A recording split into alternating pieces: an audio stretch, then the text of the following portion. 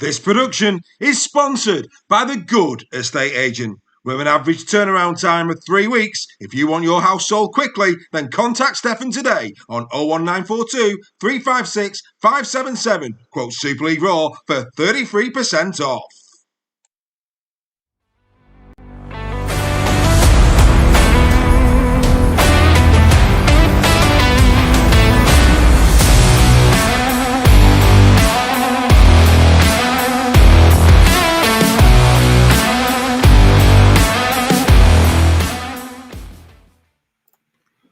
So, good afternoon and welcome to this edition of the Captain's Run. And as you can see, we'll just do a bit of that. As you can see tonight, we've got Matt Timms on debut on the Captain's Run. Matt, a proud Salford Red Devils fan. Matt, welcome to the Captain's Run.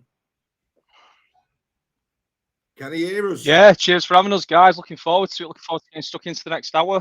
Good man. Well done. Well played. And Stef, always good to have a new member on. Absolutely, and it's the infamous Matty Timms as well. I'm excited for this one. Yeah, it should be good. It should be good. Happy days. Great night of. And so, as always, we are going to go deep diving into this round's fixtures. But before we do, let's remind ourselves on how the Super League table looks going into this round of Super League. Robins, of course, leading Wigan by 4 points now. Then it's the Leopards and the Rhinos who go toe-to-toe this week. The Saints 5th, Hull FC in 6th. Then it's the Trin, Wolves in 8th, a must-win for them this weekend, or it's absolutely all over. The Dragons in 9th, Tigers 10th, Resurgent Giants in 11th, and of course the Red Devils in 12th. The fixtures that we're going to be talking through this evening, of course, KR taking on Wakefield Trinity, a belter that one. The Rhinos taking on the Leopards. Bit of a change. They've actually got the Rhinos and the Leopards on the main Sky channel. On the red button will be KR and Trinity on Friday night. So there's a bit of a change there to the schedule. Also, of course, Warrington game against Hull FC will be on the main channel on Sky. All the other ones, Catalans, Huddersfield, Castleford, Wigan, and of course Saints against Salford Red Devils will all be on either the red button or on Super League Plus. So that's where you can see all of the games for this week. Before we move on, let's just give a few shout outs as we do. Matt looks like Steve Price, says Andy Bibby.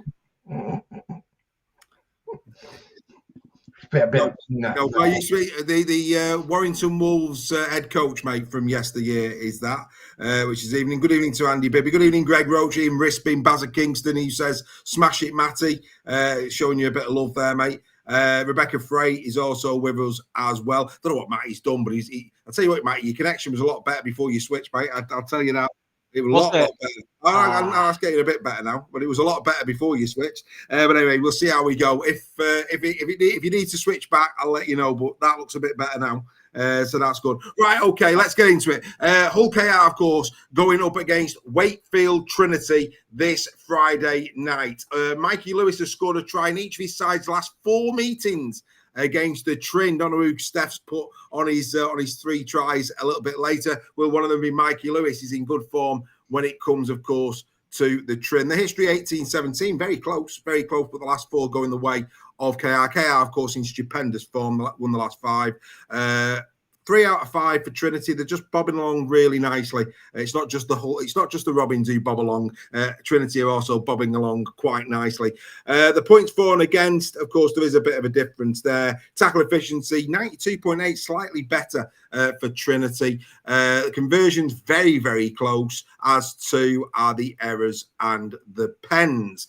Matt, we mustn't forget that at the start of the season, it was a close game, wasn't it? It went to golden point between these two. So Trin's got form against KR. It did. It was a cracker. I'm expecting another contest that's of equal measure. To be honest with you, I think Wakefield are in pretty solid form, aren't they? We've got the 2 losses in there, but I think they're in pretty solid form. They're a surprise package for a lot of people this season. I'll be honest, they weren't a surprise package for me this season because I think I had them finishing 7th or 6th when I did my predictions. So I'm not surprised where they are at the moment. I'm not surprised the sort of performances that they're putting out there. And that win last weekend will do them the world of good and give them a head full of confidence going into this weekend. Absolutely. And if you haven't seen my interview with Darryl Powell, that's available for you on our YouTube channel. Steph, I'm sure you've checked that one out. It's same again, isn't it, really? I mean, I said to Darryl in that interview that, last week they were up for it from minute one. And actually, they came up against arguably, on paper, a stronger pack, and they dominated them. Yeah, and I think the best thing for me about this game is I think these are the two most entertaining inside in Super League at the moment, especially the forward play. It's whether Wakefield can get over Hull KR's fantastic defence, and that's going to be the key for this one. If they're gonna get a victory, then they're going to have to use your likes of Jowett out the back, get the shape going to really break down this fantastic KR defence. Absolutely. I mean, obviously, Wigan, as we've said this year, not as tight in defence as they have been in previous seasons, whereas KR, without doubt, I mean, 8.1 is what they're currently sitting at. Could that fall again this week into the sevens? It's remarkable, absolutely remarkable on both sides of the ball, what Willie Peters' men are doing going into this game. The last time that Wakey beat KR was in round 25 of the 2022 season, 18 points to 6 at home. The last time they won at Craven Park was all the way back in Super League 2021, where they won 25-18. So it's quite a while since Trin have gone to the Robins and got a win. Right, let's take a look at the two squads and who's missing. The absentees: no Oliver Gildart still, JWH still out, Dean Hadley, big blow, big blow. That he's we're massive fans of Dean Hadley at Super League Raw. Matt, that's not ideal. Played in the front row last week, of course. Whitbread was in second row. But Dean Hadley is, sorry, I don't know why I've said that. He is there. I got told he wasn't there, which is a bit odd. I got told he was 50-50. He is 50-50 by all accounts. Dean Hadley is there. Forget what I'm saying. So that's a bonus. That's an absolute bonus for them, without doubt. So actually, they're in pretty good shape. As for Trinity, look at how many are out. I mean, Russell out, McMeekin out, Rodwell hardly played all season. Clyde Hamlin-Yule out, Renford Tony out, Matty Staunton out, Cozza has been added to that list as well. So, their front row units, they are down on troops, but they were down on them last week and they stood up really well to Wigan. So even though that is a long absentee list for Wakefield Trinity, they should go into this, as you've already said, with confidence, because if you can do that to Wigan's pack, there's no reason why you can't do it to KR's. I think it's a real testament. You just listed a load of names there that would transform any team, and Wakey are in 7th at the moment on 16 points, and I think you had a few more of them players in, and they'll be properly dominating some teams within the league. I think we can't look past Five Tilly, can we? Because he's just having such a good run of games at the moment in the middle for Wakefield, and I think if there's a threat this week, it's going to probably come from him. And if there's a try to be had, I feel like he might be the one to go over the whitewash and get it. Yeah. I mean, as for KR, Reece Martin back and timely as well. No Bachelor, of course. I think that's the one that was trying to write in, and for some reason I put Adley, and I knew one of them was gone. Bachelor out, but of course in comes Reece Martin. So we question, would Martin get into the squad as it was? But depth of squad, injury, opportunity knocks. Do we expect to see Reece on Friday night, Steph? You'd think so, wouldn't you? As long as he is fully fit and raring to go, you'd think they would have given him that time because they've not needed to play him. So it makes sense for him to come in, and it'll be great for the KR fans to finally see. It seems like an eternity since those first game when he got injured. So it'd be great for the KR fans to see Reece back. But I'm with Matt. I think the guy on screen there for Tilly, I'm really looking forward to seeing him go up against Sue. I think that's going to be a massive battle in the middle. I know Baz is saying Lewis and Lino are going to be the ones to watch. I agree. I think they're going to have both have big parts in this game. But as we, I saw firsthand a few weeks ago, this pack for Wakefield is a really solid one, even without McMeekin, who's probably been their most meter maker in the Wakefield squad. I still think they've got a good enough pack there, especially when you've got like Sir Josh Griffin, who's turning back the years for him as well with a great display against Wigan last week. Absolutely. Yeah, couldn't agree with you more. Good evening to Ian Rispin. Great to see Tina Hull and Sammy on the way to Sammy's training session, listening to Super League Raw in the car. Sammy's probably watching. Tina's probably listening. Safe travels, guys. Also, Carla Collier, she's in the chat. She's got to take the boys to training, but she knows where her bread's buttered. She's watching this before they go. Great effort. Well done, guys. Great to have your company, as always. Right. Key battles. I mean, there's so many key battles in this game, boys. I mean, we've got to say that, haven't we? There's loads of key battles in this game. In the chat, Baz is saying around the Leno, Mikey Lewis piece, absolutely. You've already mentioned Sue going up against Fartilli. Again, there's some good battles on the edges. But again, it'd be boring on Captain's Run if we always picked out the same players. It's too easy on Captain's Run to go, let's look at Mikey Lewis against whoever the halfback is this week. Where's the fun and joy in that? And we like, of course, to put other players on the radar. One of these players needs no introduction. The other one, though, having a great season. I think the Battle of 13s is an outstanding contest on Friday night. And, Jay Pitts is somebody who is going under the radar outside of Wakefield Trinity.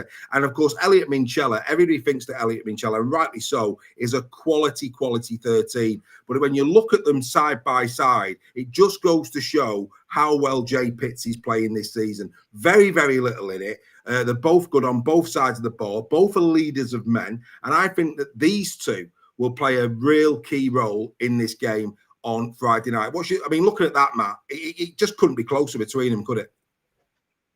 Very, very, very, very similar stats there, and the two players who were performing right at the peak, probably of their careers, to be absolutely frank. But I mean, you can't split them, can you? I was just drawn straight away to tackle efficiency there, and looking at them tackle efficiency stats, because they're just some incredible numbers there. But even throughout the card, you could toss a coin and choose one of them, pretty much on all of those stats. And I think that's testament to how important both of these players are. And probably, you're absolutely bang on, Dave, in highlighting this as the key matchup. My brain actually went the opposite way. My brain went to the backs and to the number ones, because I think that might be an interesting matchup with Jowett and Morg as well. But but I think you're absolutely right to highlight this. I think it's going to be a cracker on.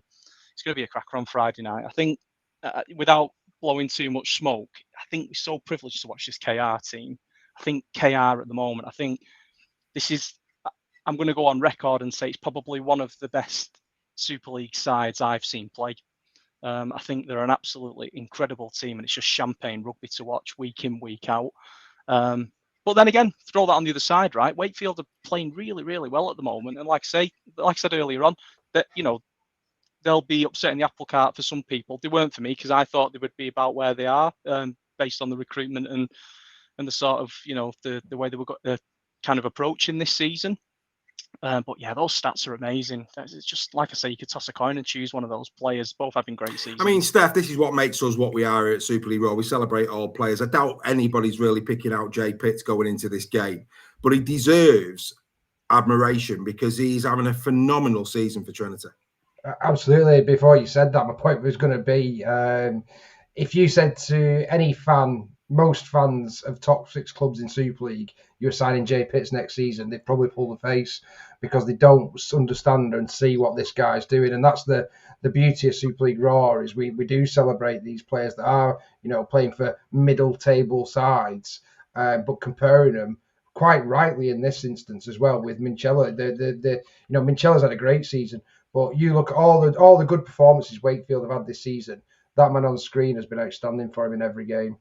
Absolutely, couldn't agree more. And like I say, the battles right across the park are just phenomenal in this. This is a game where, I mean, let's be frank and let's be crystal clear. We're gonna learn a lot here on Friday night about both teams, really. I mean, if Trin were to lose, I think I might have said this already, so forgive me if I have, but I think if Trin lose by a couple, I think that's very respectable when you consider what KR have been doing recently. Trin win, it's a hell of a statement, a massive statement in terms of their playoff intent.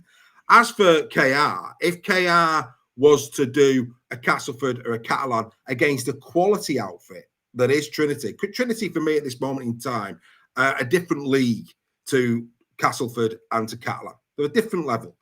But if they could go and replicate what they've been doing in the last 2 weeks to a team like Trinity, going back to Matt's point, Steph, in terms of how good this side is. It's just another marker being put down on just how good they're currently playing, isn't it? Because this is a tough game. It should be a really tough game. Yeah, and it's a massive task for Wakefield, as good as they have been playing, to go to KR in that, you know, cauldron that is Craven Street on a Friday night game. But if they can put in a performance of any note, then they'll be extremely happy with that.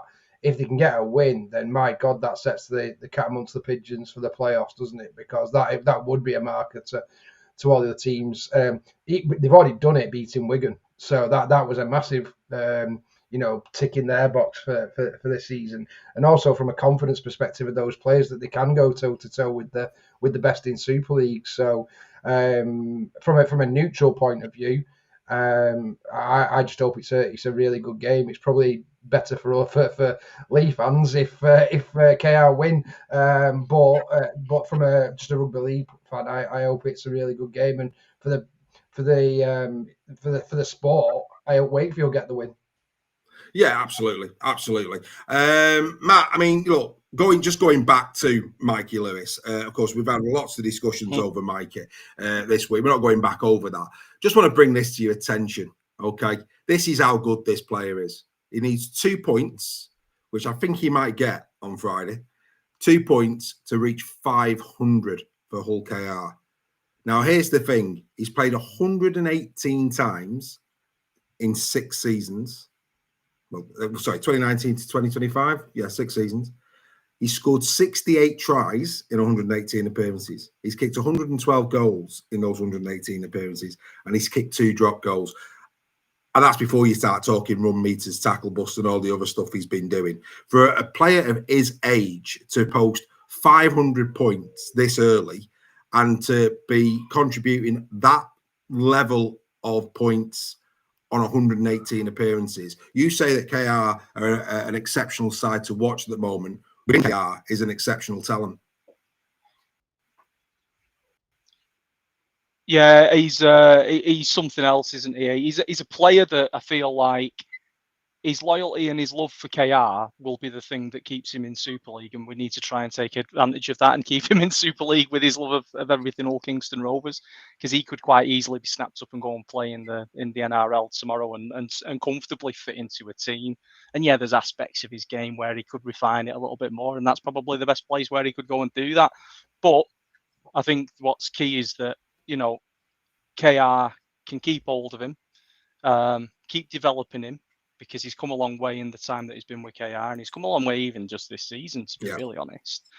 And he's showing signs of becoming sort of like going up to the next level now. And yeah, for me, Hull KR need to keep hold of him, need to keep nurturing him, need to keep getting the best out of him, because I've absolutely no doubt that, you know, with the right temperament, with the right push, he'll be starting for England in the Ashes if he can keep it all together. Because he's that good. Yeah, he is that good. We all went, it was a mixture of 9-17, 18 plus to KR. What's your prediction, Matt? Yeah, I think 9-17. I think that's what I went for. I'd like to see it a bit closer than that, but I think 1-8 would be good. But I just think KR might have a little. Fair enough, no problem at all. Right, we then move to the other little barnstormer, boys. This should be a belter as well. I mean, yeah. Actually, before we go, Tom Johnstone's 8 points off 500. Again, that says a lot. How long's Tom Johnstone been around in Super League? He's 8 off 500, and Mikey Lewis is 2 off 500. It's just ridiculous. And Johnstone's a winger, unbelievable. Right, now let's get into this one. 9-2 in Super League history to the Leeds Rhinos. 3-2 currently between them. Of course, Leeds losing and badly to Saints, it has to be said, last time out. 3 wins from 3 if you're a Leigh Leopard fan. Look at that. 1 point in it, points 4, 304 plays 305. Better defence, the Rhinos. We've been commenting on that all season. Neck and neck for tackle efficiency. Nothing in the conversions. Better discipline from the Leopards. Stef, that could be critical on the night, discipline. Yeah, absolutely. And I think I've mentioned it a couple of times now, but I think Leigh is still the only team with a yellow or red card this season, which is a phenomenal stat considering we're into the second half. So that's a guaranteed red for Leigh in this game now. But no, discipline will play a big part. I think the team that gets the ball the most in this one will more than likely win. I think it's going to be that close. So a small margin of 56 to 44 completion.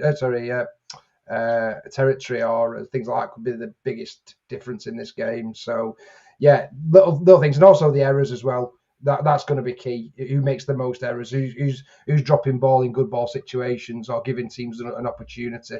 Because it's going to be the finest of margins, I think, in this one. Yeah, I mean, Matt. I mean, composure. I think that was lacking a lot from Leeds last week. But I think it's going to be, as always, on a Friday night, a packed Headingley Stadium, a brilliant atmosphere. We know the Leopards will travel in numbers because they always do. Composure on the evening. It's going to be hot. It's going to be warm. It's going to be atmospheric. The team that can keep their heads could potentially be that team that prevail. It's going to be a cauldron, isn't it? It's going to be, honestly, if they can get it sort of, as full as possible, 80-90% full. I mean, like you just said, with the conditions and stuff like that, it's going to be a phenomenal game. This one's going to be really tight, and it is going to come down to who blinks first. Even looking back through the form, there's not a great deal to split the teams. I don't think Leeds can. I think the run of form that Leeds have been in, I'm not sure Brad Arthur would let them get away with another sort of performance like what they showed against St Helens. But I think both teams are in such good form. I think it will come down to who blinks first, and it's going to be tight. And I think I've gone 1-8, and I can't even remember which way I went 1-8. But that's how tight I feel like this game's going to be. So yeah, it'd be really interesting. Look forward to going through the squads. Yeah, well absolutely. I think it is going to be an incredible game between these, and I think most of us actually went. I don't think anybody went beyond 1-8, did they? I think everybody went 1-8, one way or the other on weekly. Let's take a look at the squads. Start and again, both in great fettle going into the game. The big one, Stef, and it is a big one. I'll just move that out of the way for the purposes of this. The big one is the fact that Morgan Gannon's out. I mean, that's a massive bonus if you're a Leigh Leopard, because arguably for me, Morgan Gannon's form this season has been superb. Yeah, absolutely, and there's no coincidence that the NRL wants him. That's why he's going there, because he's been phenomenal, and he showed that in Super League this season. So yeah, definitely a big loss, but a position where Leeds do have good cover. They'll probably bring Bentley and I'd imagine for him. We'll see. They may do something with Watkins. I don't know. Move him around. But yeah, it's going to be an interesting one. Obviously, Leigh have lost to Tavaki, who's been on the bench for us pretty much all season. So you'd imagine that Jack Hughes would come into the squad. Missed out at Catalan, or he may go for Bailey Hodgson, who also missed out in Catalan, and have an extra winger on, especially with Armstrong still not. Anything can happen with Armstrong at the moment. So whether he goes for a bit of cover in that respect, but yeah, it's a fascinating game, isn't it? And good that Leeds have got most of their players back now, haven't they? Ackers is back, Croft's obviously back. So we're not far off full strength, but for both sides here. So it's going to be a real benchmark, I feel, for this one for both sides. And Leigh will want to obviously build on the Catalan performance. Leeds will want a massive improvement from what they showed up at St Helens with on the weekend. So, yeah, huge game for both sets of players and both coaches as well. Yeah, absolutely. Couldn't agree with you more. If you're watching on Facebook, please go over to YouTube. It helps us out if you do that. That'd be fantastic. And I think most people are commenting in there, so you'll probably have a better experience watching Captain's Run on YouTube as a consequence of that. But Matt, I mean, obviously, we've got to factor in where Leigh are concerned that they were in Catalan on Saturday, of course. So they've got a bit of a turnaround. And even though they had a bit of R&R, of course, beach parties and stuff like that, which I thought was exemplary, I have to say, good effort that on behalf of the Leigh hierarchy to do that and to integrate and to show thanks really for what was an incredible support that went over to Catalan. I mean, incredible the amount of numbers that go over from Leigh to there. It can go one or two ways. It could either It'll either refresh them, they'll be fine, they'll be on the way, come back, bit of sun might not have done them harm, or there could be a bit of a hangover. How do you see it, mate? It was a tough game as well. I mean, tough conditions and a tough game last time out as well, wasn't it, in Perpignan? We're gonna. I think you alluded to before. It's going to be another warm one towards the end of this week. I think it's going to. I think they'll take the sort of the performance out of that game and the performances from the last couple of weeks and hopefully take it into this game. I mean, I'll be really honest with you. It's very, very selfishly. It makes me quite jealous to see an actual 1-13 on paper because I can't remember the last time we posted a 1-13. So it's lovely to see an actual 1-13. But I think I'm hoping there's no hangover because I think what we want to see is both of these teams being at 100% and not being at 80%. We were in Catalan last week. Is that the reason? Was this game supposed to be on Thursday originally? Did it get pushed back? Yeah, because of that turnaround. So hopefully we'll see both teams at 100%. I'd be interested to see if the 1-13. Well, it won't be the 1-13 for Lee Willicks. I would imagine Charlie isn't going to play. But I would imagine the bulk of the 1-13 will play in that. Bringing Joffa back in. Who had a good try last time out as well, didn't he? So I think this again. We spoke just before we went on, didn't we, about both the Friday night games, and I think they're both going to be crackers. This one will be closer than the KR Wakefield one, and that's only got a try or two. Yeah, it should be a fascinating game. I think that, we're spoiled. This Friday night we're spoiled, absolutely spoiled on this. I'm sure the watch along groups on our WhatsApp page will be going berserk during this. And somebody's done the QR code. I don't know who that is, but please come and join Super League Raw. It'd be absolutely outstanding if you become a part of the community.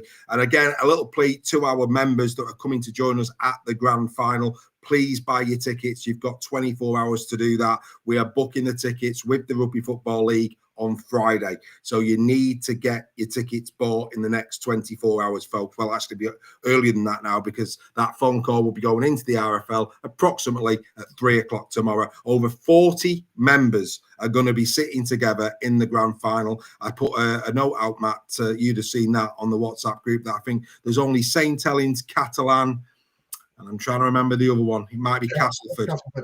Yeah, they're the only ones that aren't represented. The other 9 Super League clubs, fans of those clubs, will be sitting together as part of our community.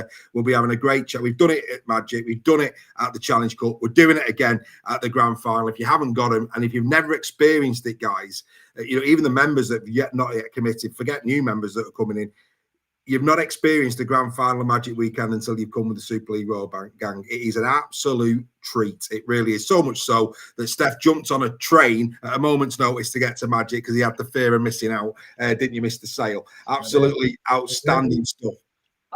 I've never done it either, Dave. But what I'm going to take a lot of solace and a lot of love for attending the grand final is that we'll all be cheering for Salford. So happy days. Absolutely, mate. They'll be able to hear us. That's about as close as we're going to come. But they'll be able to hear us from the SCS, mate. Right, let's get into the matchup again. Fascinating matchups, and absolutely fascinating matchups in this. I think the edges look really good. I mean, Tessie New up against, I think it'd be Ash Hanley. That's going to be tasty, no doubt about that whatsoever. That's a really good contest in there. We know that Pape is back in form. I think the edges in terms of Owen Trout and I think I'm trying to remember which side Trout is. He's left, isn't he? So that would be McDonald. Which again is another great little battle. The battle at loose again, really, really good. But I'm going to be a little bit boring on this because it's 2 Man of Steel contenders going head to head, and that's why I've got a bit boring on this one. You couldn't not. You've got 2 genuine Man of Steel contenders, both of these riding high in all of the charts, and rightly so. Lachlan, I'm probably under the radar. Jake Connor more over the radar. But when you look at these 2 side by side, all of the plaudits that Jake Connor has had this year, you look at it alongside Lamb, you can see why Lamb's in the top 5s as well, because he's not a million miles behind him in terms of some areas of these stats. Of course, he's ahead in assists, but he's not a million miles behind him in other areas as well. Lockie's been playing well, Stef, but it's games like this that he has to shine. Yeah, definitely. And it's a bit I think Lockie epitomises the Leigh side at the moment, completely going under the radar. No one's talking about Lachlan Lamb this season, really. Yet he's the top assist in Super League, which is the biggest measure of a halfback, really, in terms of that's the job, as Roy Keane says. So yeah, it's but this is going to be a great test for Lockie, and he needs to dominate if Leigh are going to come out with a win. And there's no better, place to do it than on, the amphitheatre that is Headingley. It's a fantastic stadium for rugby. It's one of the biggest stages. And Lockie's bagged a couple of tries at Headingley. His debut for Leigh was actually in the against Featherstone in the game there when we played at Headingley. So, and he's got a great try. So yeah, he does need to perform in this one, and he needs to get a few more on that assist list as well. There's no better stage in Headingley, and when you speak to the players, they love going there and playing. It's a phenomenal facility, and it's a proper rugby league ground, isn't it? Let's be clear on that.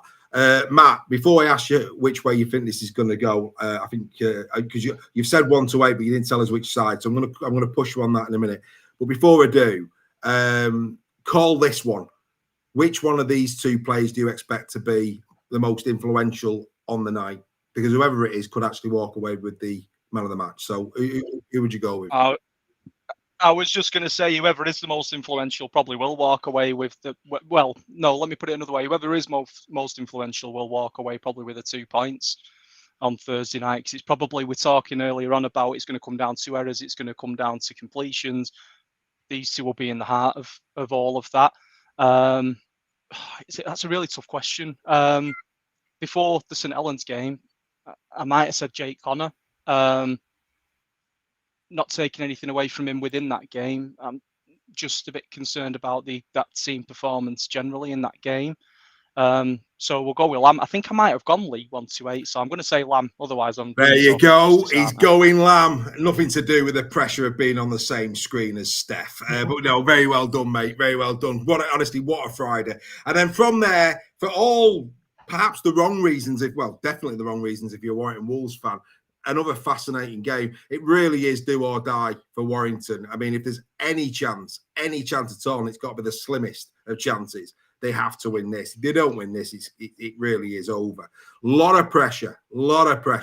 Even John Cartwright in his press conference was, again, saying, one of the journalists said, Sam Burgess is coming under a lot of pressure and a lot of flack, and he is on social media. I don't think he is within the club, but I think certainly, we're seeing rumblings now in terms of Sam Burgess. He's the Messiah last year. Now all of a sudden, here we go again, which is interesting. But this is, of course, Warrington against FC.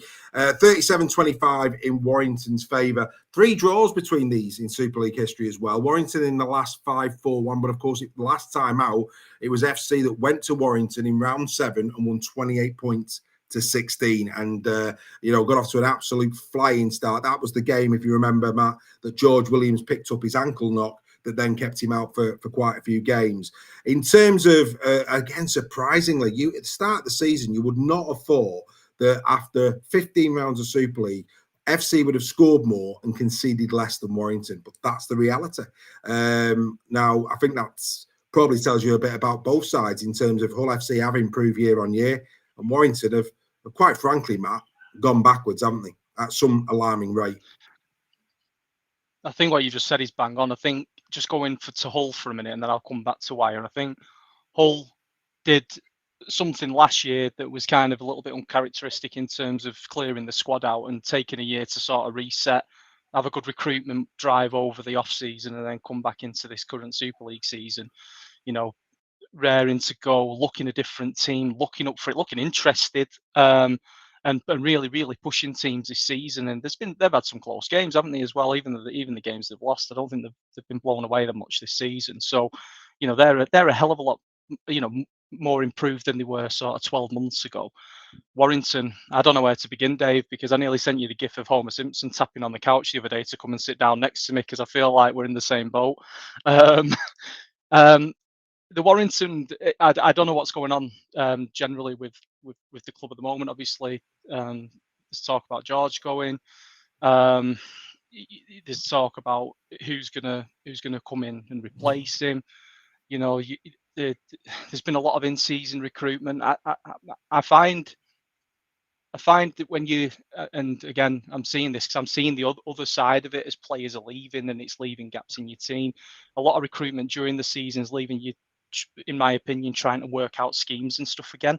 Like bringing Sneed in as the season started, left you needing to try and work out how Sneedy fit into the scheme and how he fit into the plays and all that kind of stuff. And all the talk about ins and outs, they can't be helping because you just need a bit of a settled scheme to try and play for a little bit, get a set of players together, get them playing regularly, the ball to each other, and just try and work out how they defend as a team and how they attack as a team. And currently, I just feel like the ins and outs are not giving you the stability that the club probably need.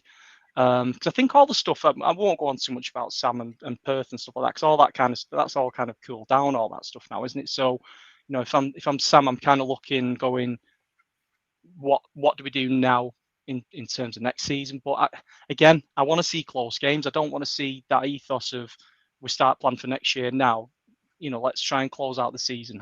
That's what I would want for Salford. It's what I'd hope Warrington would do. Yeah, as well. I mean, for me, Warrington, it's almost like giving 10p and doing a lucky dip. You don't know what's going to come out every round. It's one of them. They've just got no consistency whatsoever this year. And I'd like to say FC have done them and did them well, actually. Don't get me wrong, Warrington grew into the second half of that game, and they did, but FC in the first half undid Warrington time and time again.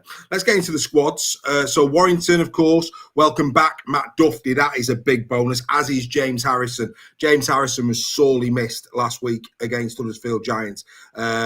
He's a talisman, is James Harrison, for Warrington. He really is down the middle. So that's a really big bonus for Warrington going into this game. Of course, still the key personnel that is out, the likes of Ashton and Walker, but that is what it is. That's not going to change. Not certainly for the next 6 or 7 weeks anyway. Where Walker's concerned, he's got a chance of coming back later down the track. Adam Holwood, of course, now added to the injury list as well. He's going to be 7 to 8 weeks as well. But of course, Sam Stone's there, needs to get fit, looked a bit unfit last week. As for FC, no Will Price still, Sal, Cartwright, Asiata and Watts. So, they've got some key men out as well. Asiata's massive for him. We know that, Will Price. But yeah, that's how the squads look. Stef, your thoughts on this game on Saturday?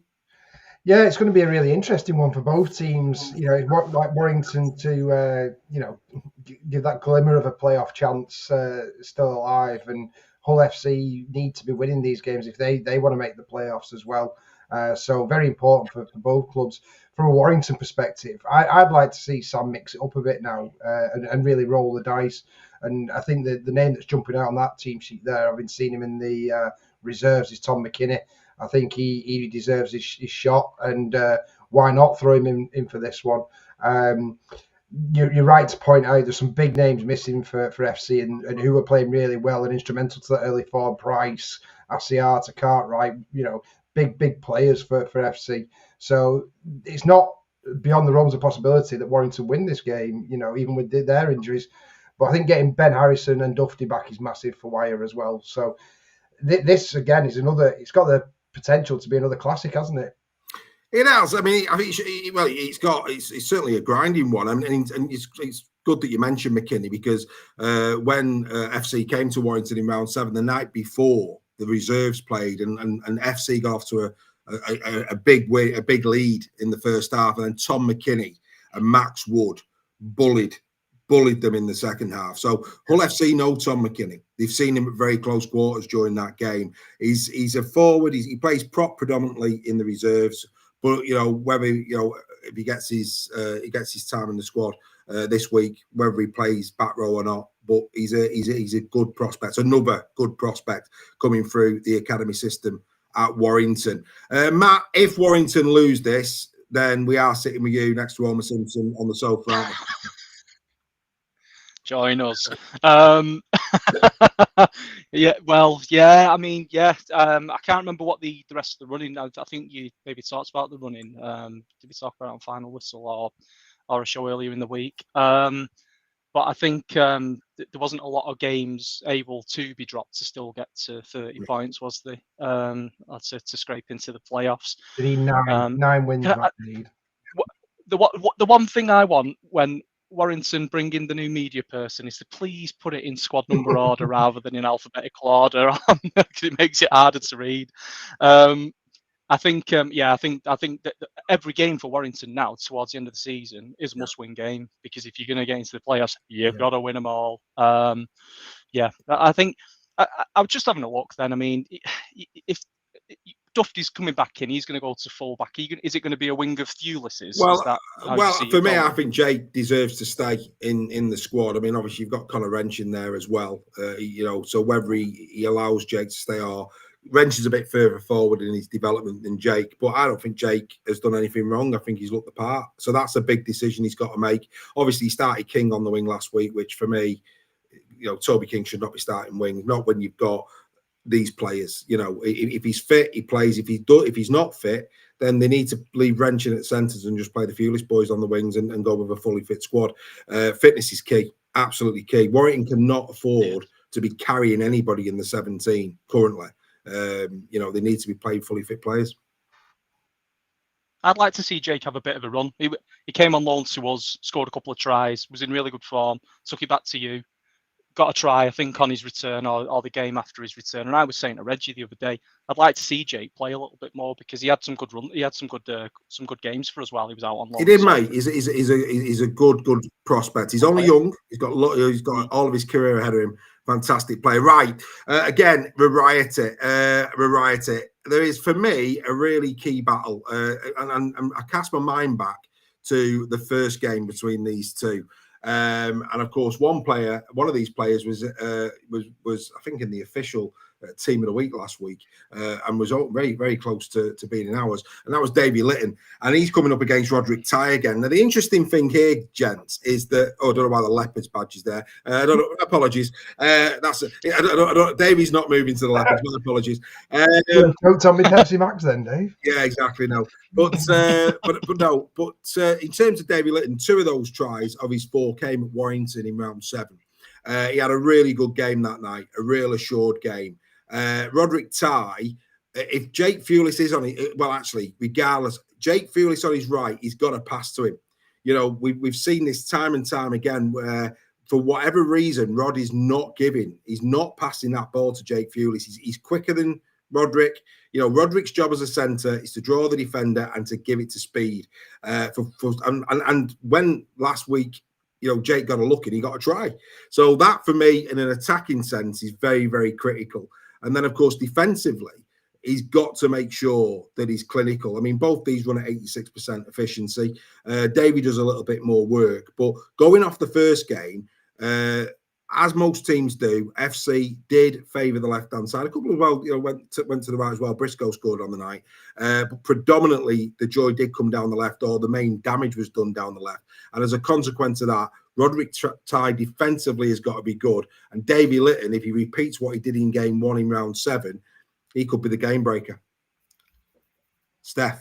Yes, yeah, definitely, and it's going to be a very interesting matchup, this one.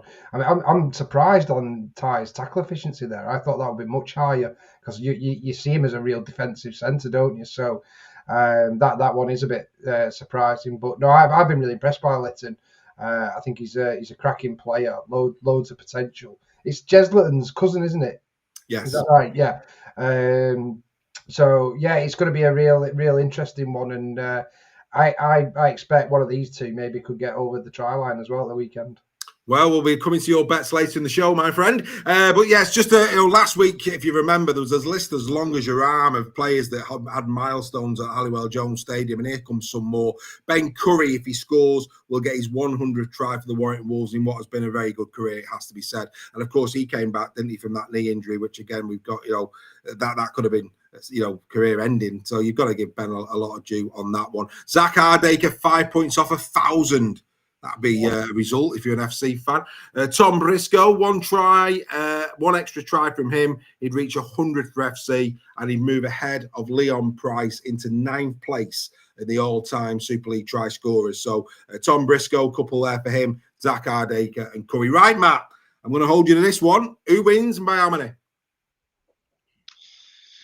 I can't remember what I predicted. I'm gonna go FC 1-8. FC 1-8. There you go. And Matt now, unfortunately, has to leave us, folks. But it's been. I'm only joking, mate. I'm only joking. Right, we now move on to this one in Perpignan. This should be a good game and all. Huddersfield actually travel well. They do travel well to Perpignan. They've had a lot of joy at the Catalan Dragons over the years.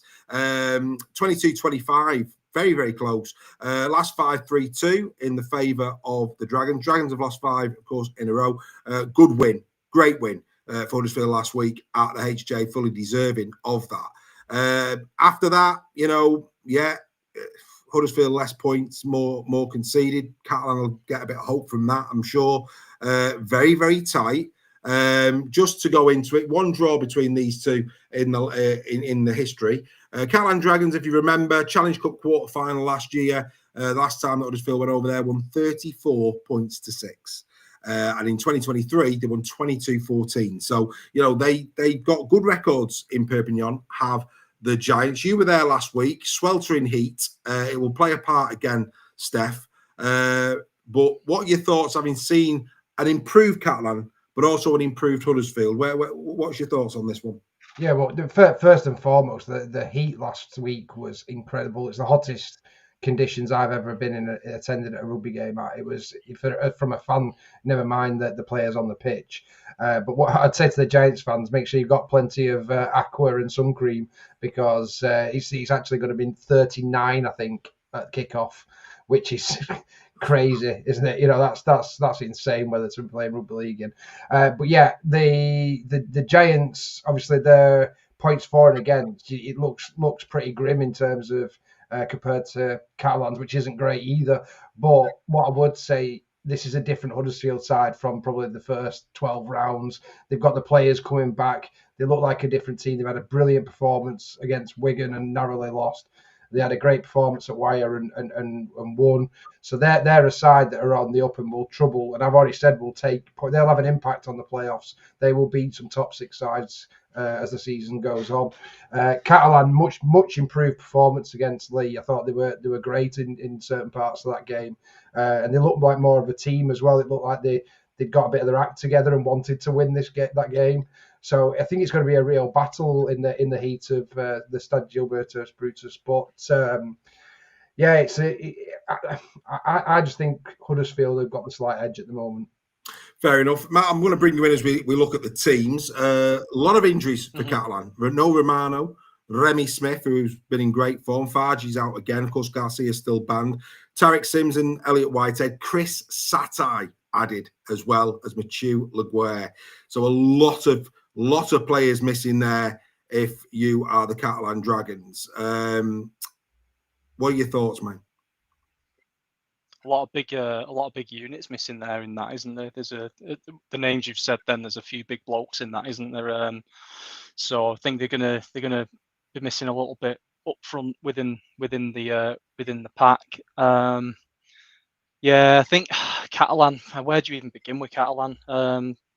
It's a crying shame we don't play them until September, because I feel like at the moment it would be closer than any other game we'd play. But I'm not even sure where you begin with Catalan and their problems at the moment. Because on paper, even the squad they've got there on paper is a good squad. Partington, good season last year at Salford, started well at Catalan, kind of gone a little bit, not off the boil, but gone a little bit quieter. Pangai Junior, good starts to the season, carried it all the way through. Solid games, if not spectacular, and kind of just not going through the motions. That's the wrong term, but just kind of putting solid enough performances out. But the form's dire at the moment, isn't it? I mean, Huddersfield, to me, I've said this to Joel. I've said this to other people as well. This Huddersfield team aren't the same Huddersfield team that Salford beat earlier on in the season. They had a hell of a lot of players out that night, and it just clicked for us that night. And I think if we played them now, they'd be putting loads on us. And I think they've had a lot of players who've come back into the squad, and I think that's helping them out. And you look at the quality of their starting 13 at the moment. and it will push teams, and it'll push teams in the playoffs far. I mean, look at the Wigan game. That was a great example of what you can do in the right circumstances, in the right environment, with fans around you, supporting you and pushing you forward. And that game was, we've talked about on weekly around the stadium and stuff like that, but that's something that will enhance Huddersfield in terms of being closer to the fans, having them on top of them and stuff like that. I think that would really help them out. I think Huddersfield are going to have too much for them, and I don't think there's going to be one try in it either. I think there's going to be a few in it. I feel like Huddersfield are really ready to start, putting numbers on teams now. I actually think Huddersfield will get to sort of at least 12 or 14 points, maybe 16 points this season. Because I think the second half of the season, I think they'll win more than they lose because they've just turned a corner. Fair play, mate. Fair play. Greg Roach is right. I watched the Luke Robinson presser today. Fenton Rodgers in the squad, unlikely to feature in this one.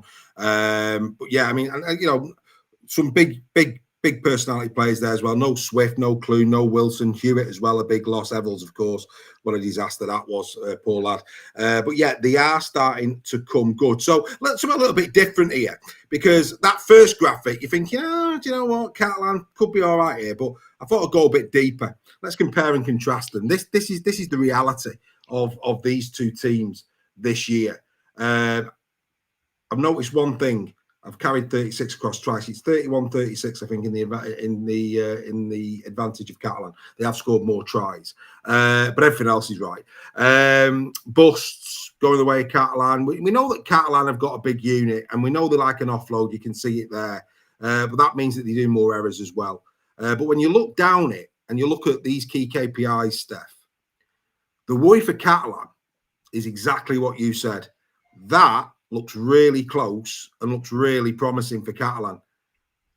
But they're now playing a different Huddersfield Giants. So actually it swings the other way in the fact that this current Huddersfield Giants team will probably enhance their stats on that screen. And I'm with Matt, I'm sure you are. I fancy Huddersfield. Yeah, I think when it comes to stats this season, you can pretty much wipe the slate clean with Huddersfield, because I think it's irrelevant now. They're a different side. They've got the players back. They've got a lot of the players back, and I fully expect them to win quite a few games in the second half of the season and have a real impact on who gets in the playoffs. What I would say as well, from the Catalans front, I don't think we mentioned him. I think you actually said he's out when it was. I think you meant Farge, but Rouge last week against Leigh, I thought had a great game.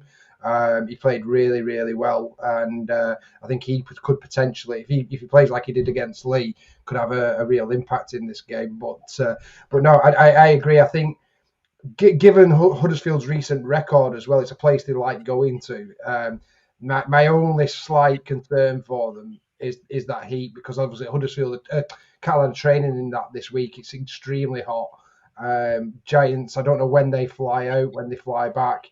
But they probably could do with a couple of days like Leigh did to acclimatise to that kind of weather. Yeah, it's going to be fascinating. Like I say, I think advantage Huddersfield is what I would say, but it should be a really good contest. I'd say really looking forward to that. Greg saying bookies have Dragons as a 4-point favourite.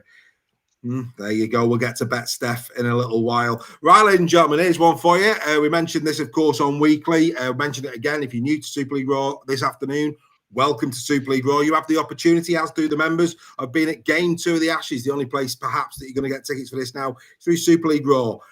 England against Australia at the new Everton Stadium. If you want to be a part of that, do that QR code. We've got a draw, £10 for 10 entries. All proceeds will be donated back into Grassroots Rugby League. Your opportunity to be at the Ashes. So, yeah, that's the way to do it. Go to superleagueraw.com for more details. Just go to the shop on there for more details. But a great opportunity for you to get to the game at Everton. And, by this time next week, it'll be over. But on Wednesday night, we're doing this again.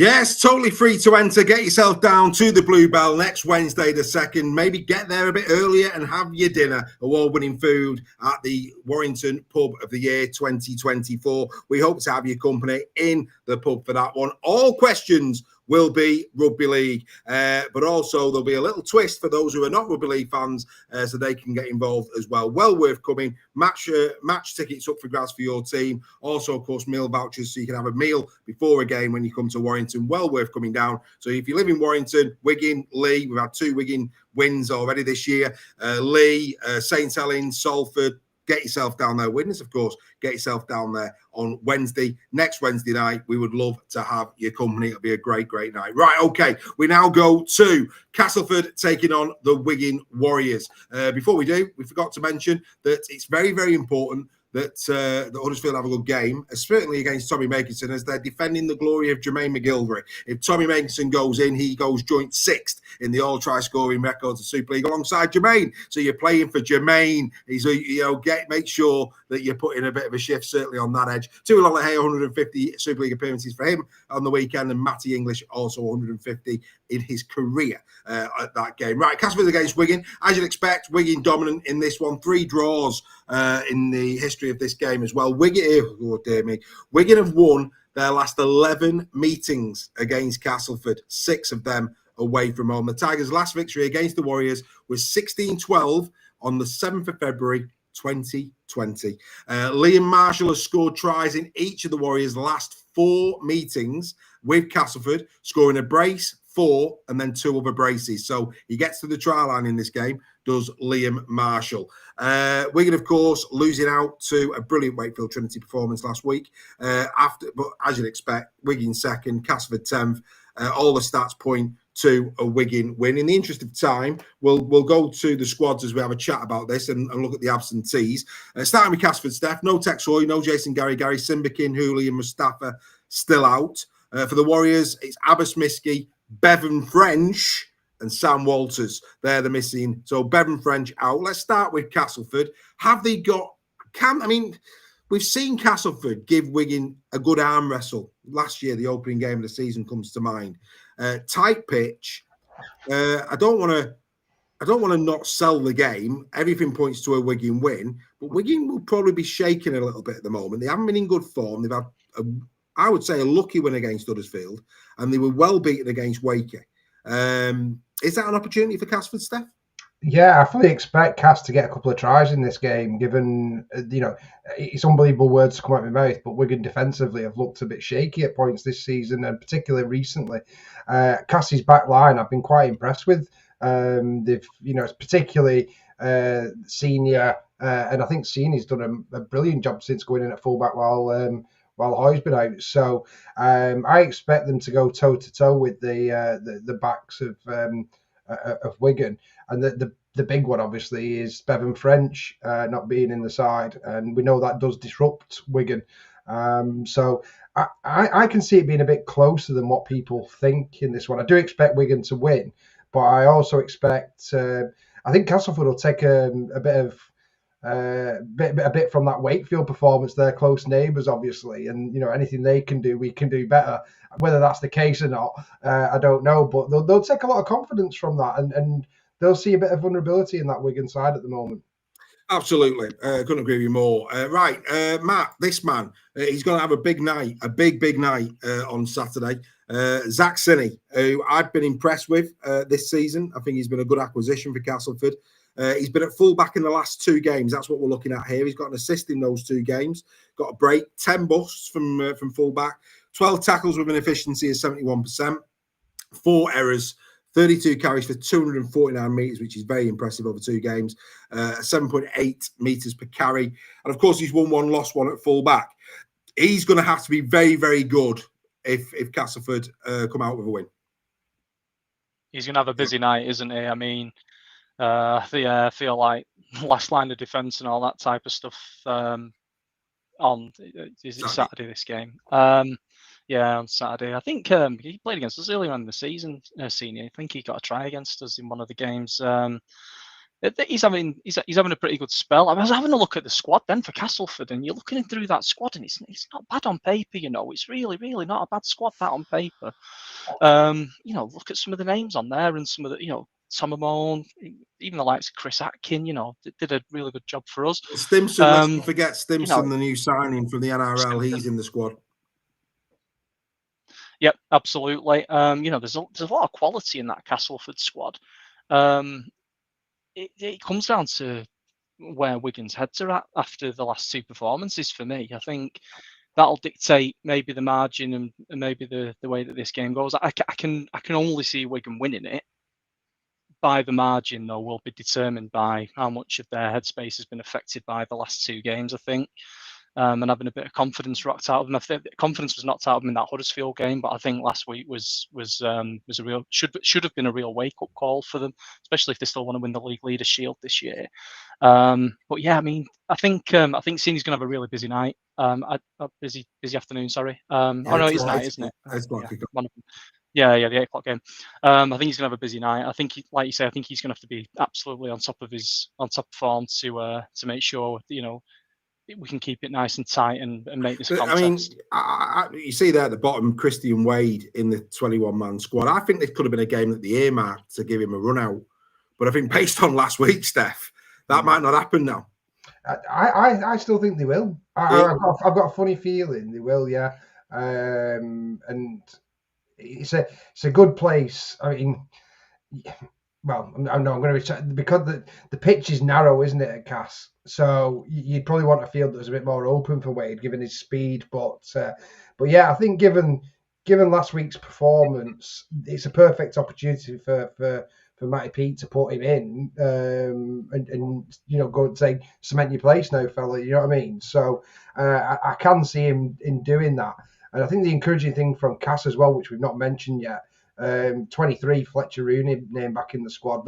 That's brilliant news for Castleford because he was outstanding that beginning. Showed a bit like what's his face at Huddersfield. He's the young lad at Huddersfield. Flanagan.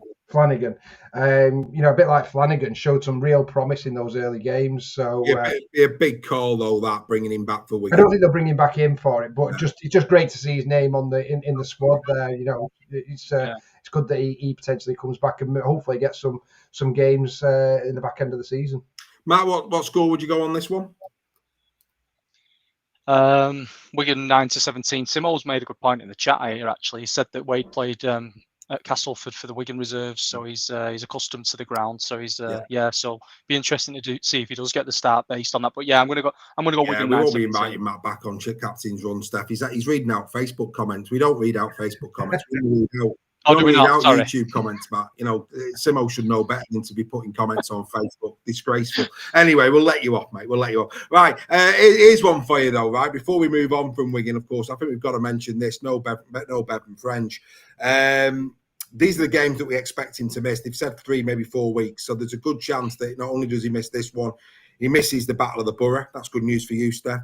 Huddersfield, a resurgent Huddersfield, and then FC. There are no slouches this year. And as you can see there, this is since 2022.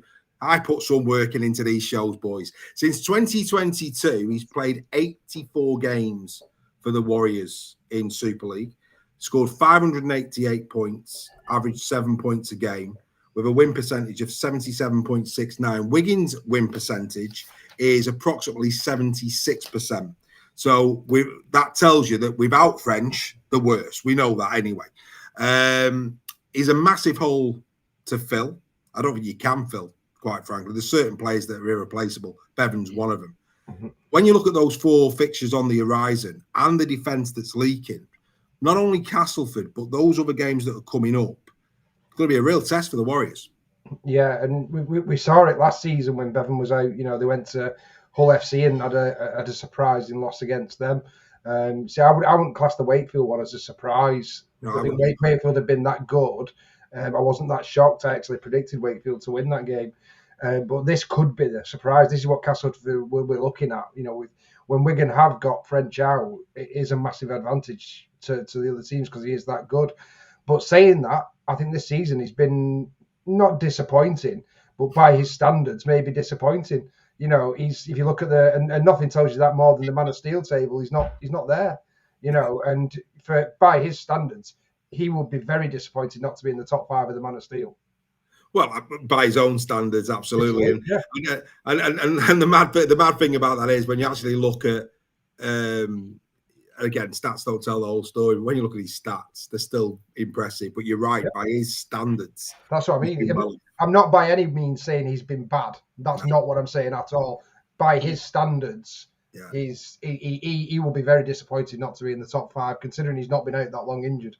But it goes to show as well this bit about, you know, one man doesn't make a team, and even a player like Bevan French needs the team around him to be playing a good standard of rugby. And we've all said that Wigan don't seem to be at the level that perhaps they have been over the last couple of years. And that might be affecting his game. You know, you look at Mikey Lewis on the other side of the coin, where, you know, it's a well-oiled machine at the moment. He's really playing well, and he's a part of that, and he lifts the game accordingly, doesn't it? So these two things could go hand in hand. But I just thought I'd put that on there. They have got Farriman though, haven't they? He has been impressive, Farriman, when he comes in. He is a great player. So yeah, it is a big loss for them not having French, but having Farriman coming in is good for him and his development as well. Well, I mean, you know, all this talk about swaps for Nicarima from the Dolphins if Williams goes early. For me, if I was at Warrington, if I was other teams, I'd be trying my best to try and tempt Farriman away, quite frankly, than do that. I think Farriman is a very, very exciting prospect, a very exciting prospect indeed. Right, we move to the game on Sunday that will bring down the curtain on round 16. Salford taking on, actually, didn't do it again, my apology. Before I do, some milestones. Joe Westerman will make his 450th career appearance. George Griffin, 100 appearances for the Tigers. Liam Farrell, that great player, that wonderful player that is Liam Farrell, that all of a sudden is not a very good player. He's going to reach 350 in Super League. Cruz Lehman, 250 for his career. Jaifield, 100 for Wigan Warriors. And Liam Marshall needs 2 tries that he might get to reach 150 in Super League.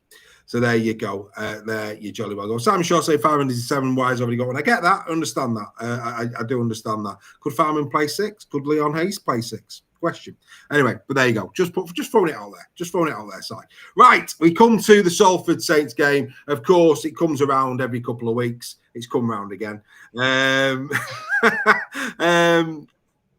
tell you what, Matt. Let's try and look at this on a glass half full perspective, shall we?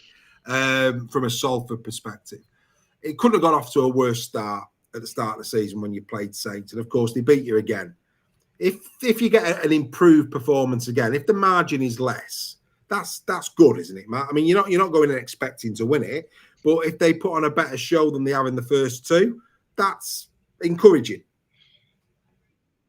We need to build on what we did against FC in the first 10 minutes last week. So in the earlier game in the season, I mean, that's just consigned to the history books, that one. But the one 2 weeks ago, I think we were 16-0 down within 10 minutes, and we'd give away 4 penalties in the first 10 minutes. 4 penalties of which they'd gained field position, i.e. going from one end to the other with the penalties, with the kicks and the restarts.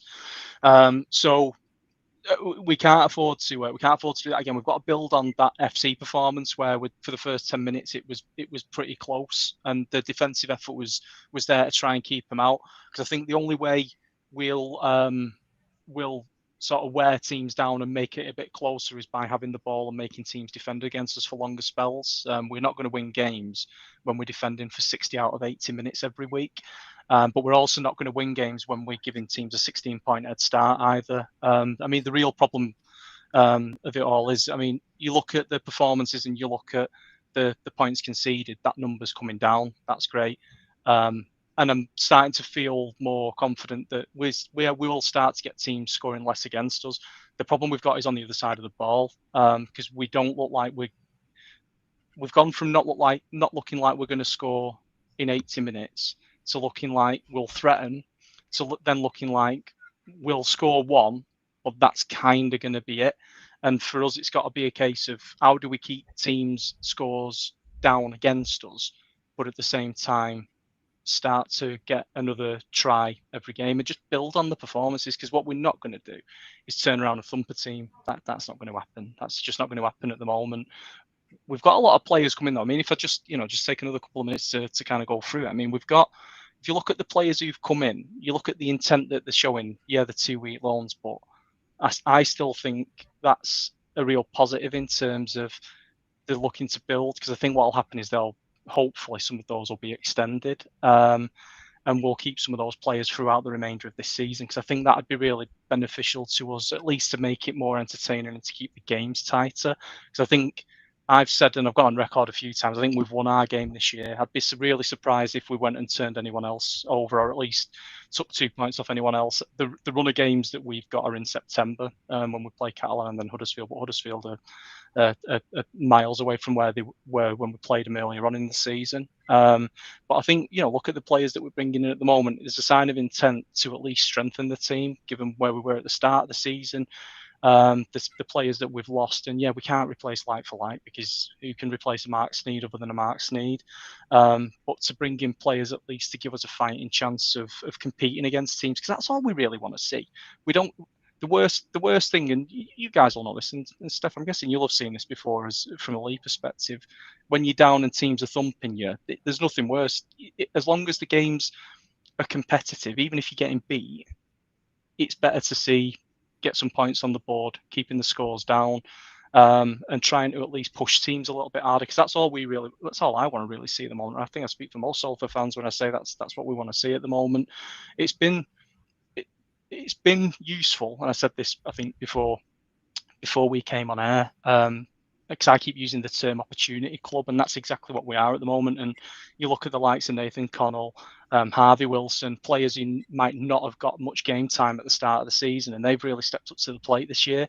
And I think what's really important is that we keep blooding youngsters out there and keep trying to build up from the ground up, while adding the experience in via loans, because I think that's going to be key for the remainder of the season to at least make it competitive. I think for me, I think if Richardson can do what he did when he went to Huddersfield, he had a great game against Warrington, opening game of the season, on a very short turnaround. When he really played well, and let's be fair, he's got bags of experience. Richardson, he's a good player. He's Danny Richardson, so that's a real bonus. I think you've got a good one in Tom Whitehead. I really do. I think he could really sparkle for you, Tom. So that's good. And I've been very. Stef will bring you in. I've also been impressed with Vaughan.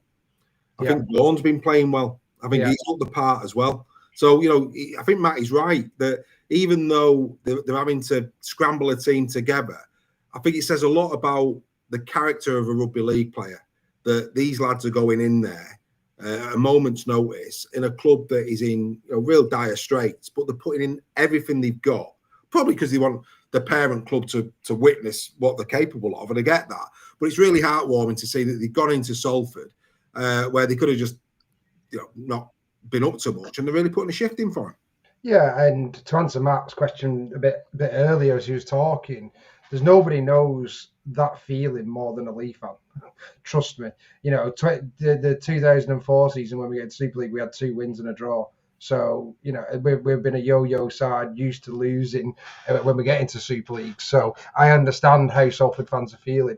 I also understand how you feel when your team puts the effort in, knowing you're not going to win, but the pride you get from the effort that those lads put in. And when they do get a try, you celebrate it like you've won the Challenge Cup. So it's a bit of a weird situation to be in. But I think one thing that you can take as a Salford fan is immense pride in the way not only your coach, but those younger players, especially that have come in and represented that shirt, have done so with class. And also with 100% effort. I don't think anyone's put that shirt on and not tried their hardest for Salford this season. And, it's interesting that you say there about, Salford fans cheering a try. I have to say, I was off my city when Hankinson went in at the weekend because, we love an underdog. We love an underdog in this country, and I think everybody, where the players are concerned and where the fans are concerned, I think there's a lot of people that have got a lot of. I've got a bit of a soft spot for Salford in terms of what they're going through, and it is nice to see them competing and scoring and all the rest of it. Simon Shaw in the chat. We'll end on this one, Matt. I presume you're going a Saints comfortable win, but Simon has said, "What's been your positive takeaway?" And he don't mean an Indian or a Chinese. He's actually asking you about your team, mate. What's been your most positive takeaway in a tough season? It's a nice Greek takeaway, actually, not far from here. So first off, Salford 128. Just to answer your earlier presumption, I'm going to go. I could have gone for a number of youngsters. I could go for Samuel coming in from the Salford City Roosters and getting his try against St Helens, because that was the try that was celebrated like we'd won the grand final.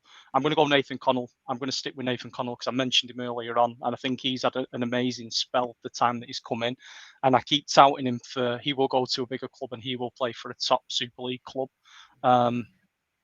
Is NRL a step too far? Possibly, but he will play and have a really, really successful Super League club. And I've watched him really intently the last sort of month or so. I mean, testament of it all, you look at players like Jack Ormondroyd and players like that who really put graft in, week out for us. Nathan Connell got Player of the Month in May. Sure. And I think that highlights, Sharks as well. But yeah, I think I like Connell. I think one for the future, and I think, irrespective of where he's playing next season, I think he'll go. I have to say his family did a great song in the 90s, 74, 75. I thought it was one of the best songs of that particular year. Did you say that you've got a nice creek at the end of your road? Oh, that's just round corner, yeah. We've got a Cleftico. We've got a Cleftico. Anyway, before we Cleftico, we've got this to do. Are you sick and tired of winning your bets every week? Want to contribute to the bookies' Christmas party? The bets to ignore when predicting the score. Ladies and gentlemen, it's time for Bet Stef.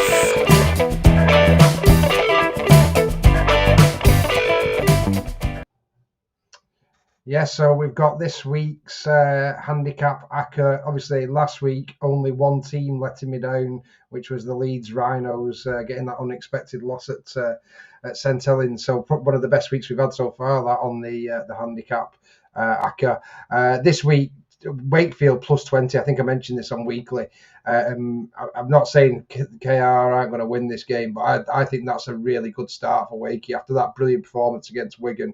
I think we're all hoping it's a lot closer than that. So I've taken Wakefield plus 20.5. The bookies are giving Leah plus 8 start.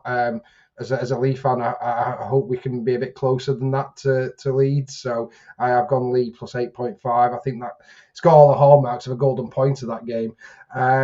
Huddersfield plus 4.5. Again, given Huddersfield's performance against Wire, we've all pretty much tipped, I think, Huddersfield to beat Catalans. So to get a start, I think that's a big one for Huddersfield. Hull FC plus 8.5. Again, a very generous handicap, I think, given Warrington's performance last week, to give Hull FC an 8 start. And Wigan minus 20. This is probably a bit of the one where I'm a bit worried about. I think Cass maybe will hold and get a couple of tries in this one, which will make that handicap a bit tough for Wigan. But you never know with Wigan and their response to a poor performance last week. We could well see them put a performance in at Cass and overcome that handicap. So that's the fivefold handicap ACCA at 25-1. And then the anytime try scorers. I have gone with outside backs this week to try and recover some money for your poor people who are jumping on BetStef. So I've gone Jack Broadbent in fantastic form for KR. I'm betting on him to get over again. David Armstrong again in great try scoring form. I think he's 4 from the last 3 for Leigh. And Lewis Martin, whether they put young Thulis on the wing or not, he will be looking to take advantage of that. So I've gone Lewis Martin. And that one is 16.5-1.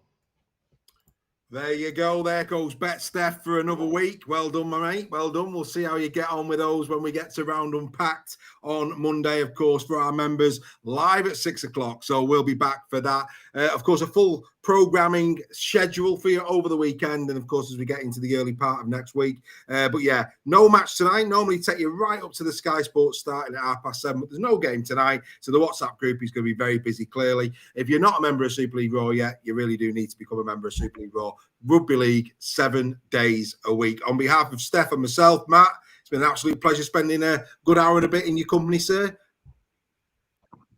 I've enjoyed every minute of it. Thanks for having me on. Great debut.